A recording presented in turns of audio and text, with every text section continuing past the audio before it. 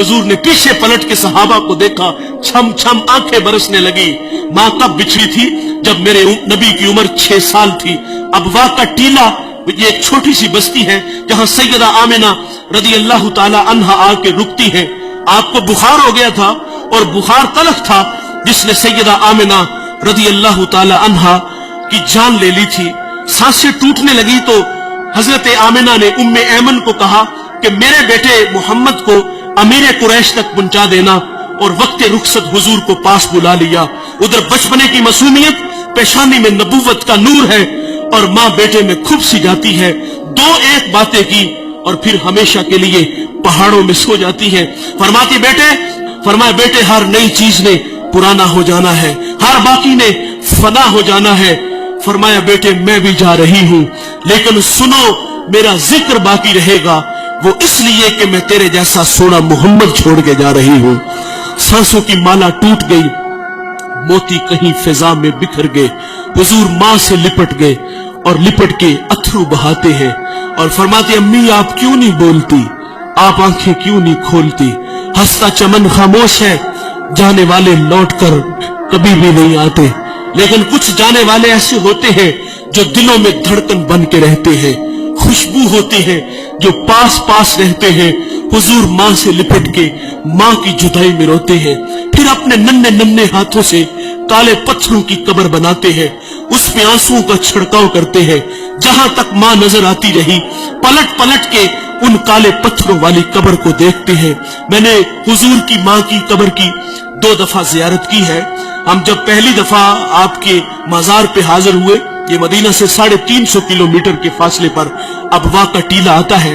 हम रात 1:45 बजे पहाड़ के नीचे थे तो माहौल बिल्कुल खामोश था, हवा का कहीं से कोई एक झोंका भी नहीं आया था।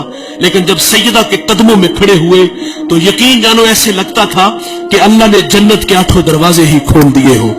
जन्नत से ठंडी हवाएं आज भी सैयदा को सलाम करने आती है। हुजूर पलट पलट के उन काले पत्थरों वाली कब्र को देखते हैं और वापस लौट आते हैं। उम्मे ऐमन कहती मैं जब नीचे पहाड़ से उतरी तो पीछे पलट के देखा तो हुजूर मेरे साथ नहीं थे। फरमाती मैं दोबारा फिर पहाड़ पे चढ़ी और मेरी आंखें क्या देखती है, हुजूर मां के सराहने खड़े हैं और वहां खड़े होकर कह रहे थे कि मां जी आप तो जानते हो कि मेरा इस दुनिया में आपके सिवा कोई भी नहीं है। उम्मे ऐमन की भी जान निकल गई, हुजूर को सीने से लगा लिया। आका फरमाया करते थे उम्मे ऐमन मेरी मां के बाद मेरी मां लगती है। साहिब 6 साल की उम्र में मां बिछड़ी थी, आज मुसल्ले पे खड़े हैं, ताहद्दे नजर असहाब हैं, छम छम आंखें बरस रही है। और फरमाया सहाबा काश के आज मैं मोहम्मद की मां जिंदा होती, मैं तुम्हें नमाजे इशा पढ़ा रहा होता, उसमें सूरत फातिहा की किरात भी कर चुका होता, फिर मेरी मां को मुझसे कोई काम याद आ जाता। वो मस्जिद नबवी के दरवाजे पे आके कहती इब्ने मोहम्मद, मेरे बेटे मोहम्मद मेरी बात सुनो। हुजूर फरमाते नमाज तोड़ के पहले मां की बात को सुनता। हुजूर ने अमलन हमें मां की इज्जत करके बताया, तो साहिब इनकी कदर इनकी जिंदगी में करो।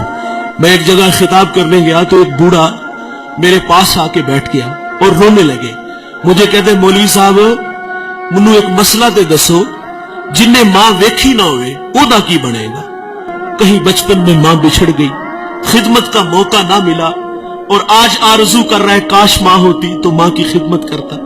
और मुझे वो नकम्मे और नलायक बेटे याद आए कि जिन्होंने माँ बाप को धक्के देके घर से निकाल दिया, और माँ बाप जो है वो जिल्लत और रुसवाई वाली जिंदगी गुजार रहे हैं। आज की इस बज़म में